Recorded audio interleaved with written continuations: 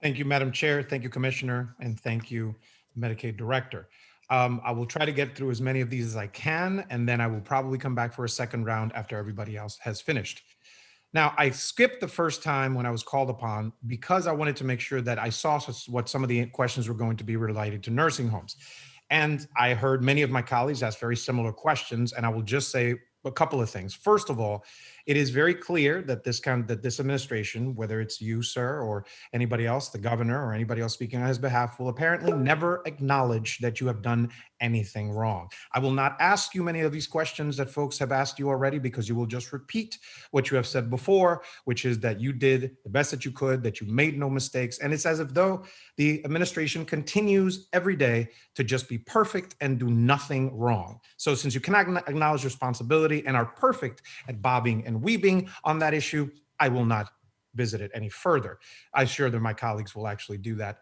Number two, because we are talking about health and this is a budget hearing, so I will definitely get into budget matters, but because it is a budget hearing, I wanted to make sure that I state for the record that particularly related to the cuts that you're doing on Medicaid, these are not savings, sir, these are cuts.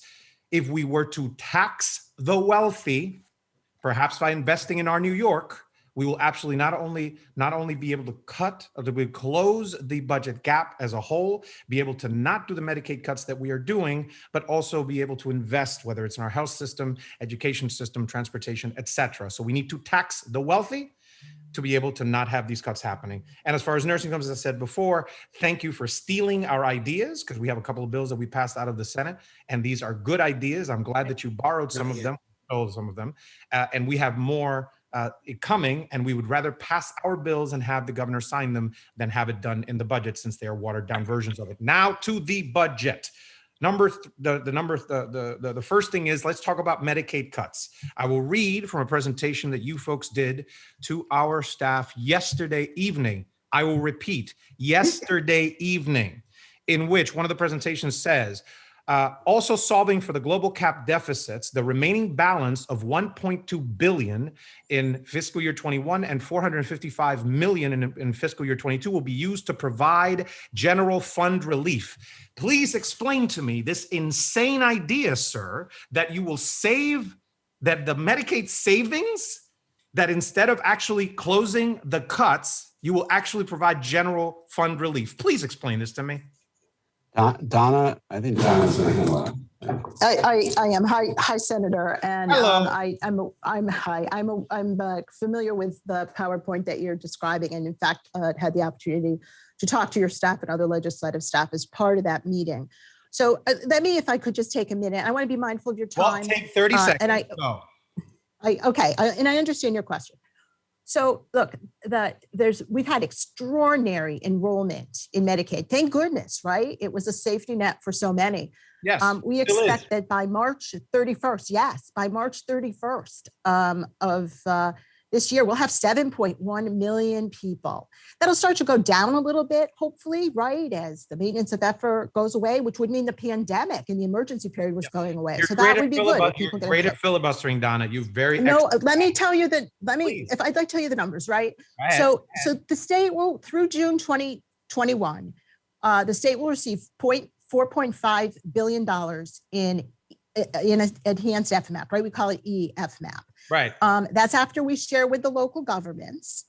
And 3.2 billion of it will be used to offset this extraordinary increase in enrollment. So the state financial plan will pay for that increase in enrollment. What we talked about yesterday is that there is, in fact, a second part of this, that the Medicaid global cap provides funding to the state general fund. Wait. You're choosing to use your savings to provide general fund relief. That's what the presentation says. And my question to you, and in the end, hold. The question that I will ask you, not on, like, for example, Senator Serino spoke about one program about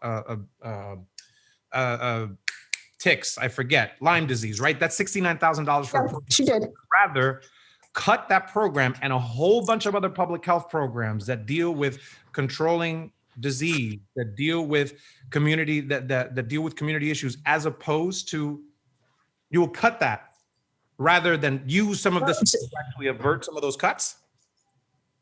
Yeah, and I was talking about the Medicaid Global Cap and that program that the senator was talking about, when it's not funny. But what I was going to say here is that when Okay. it's all said and done here, that there is a benefit to the global cap of about $1.2 billion after all of these different transactions happen.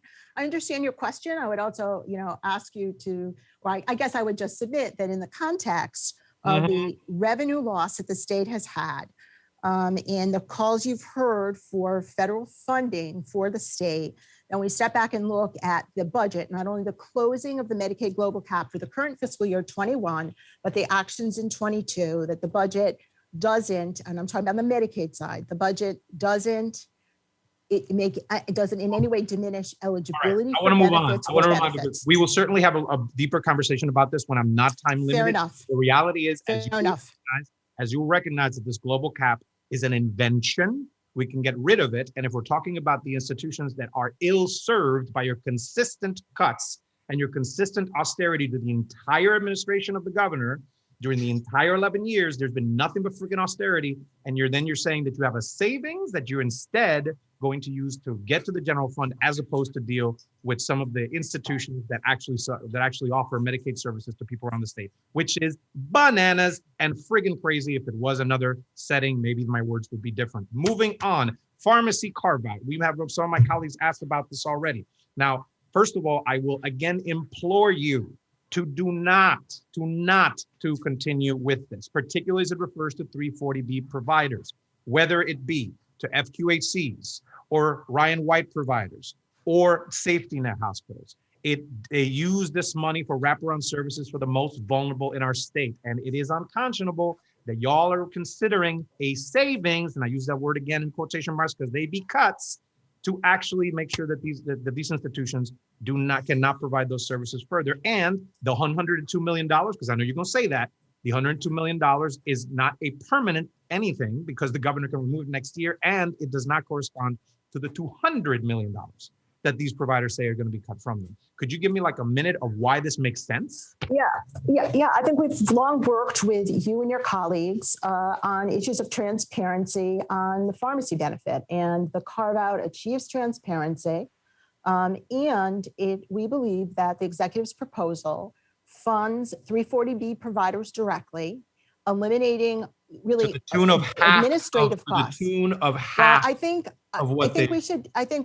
let us come back and explain some of those numbers, if you will, rather than me using your time here, because that would be great. That would be great, particularly because I think since you're since you're on the record saying you would provide the numbers, because you folks are also famous for never providing the math, telling us about the numbers and never telling us how you got to them. I want to move to two. There's three more issues. We've shared those numbers, Senator.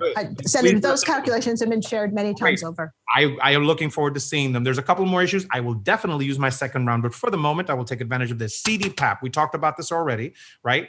There's the process that was into the budget last year with the MRT2, right?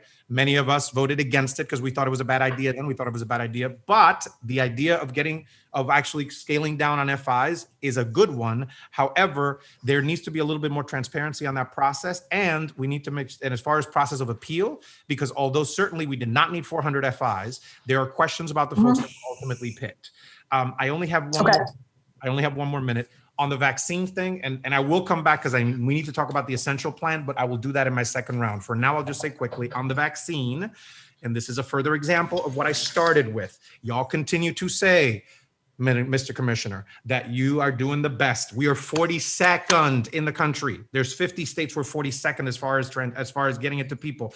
And the rollout has been consistently evading working with local entities like the city of New York or localities around the state. And you might have eventually gotten to it, but when you started to roll it out, it was about the administration creating a parallel system where y'all could claim credit for it and not working along with localities. Now, y'all can say that you didn't do that, but you did.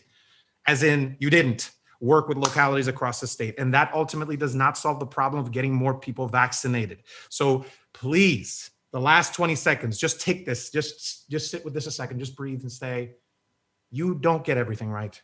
Every now and then it is okay to say that you didn't get everything right. And perhaps working along with your colleagues like us and localities, you would do a little bit better.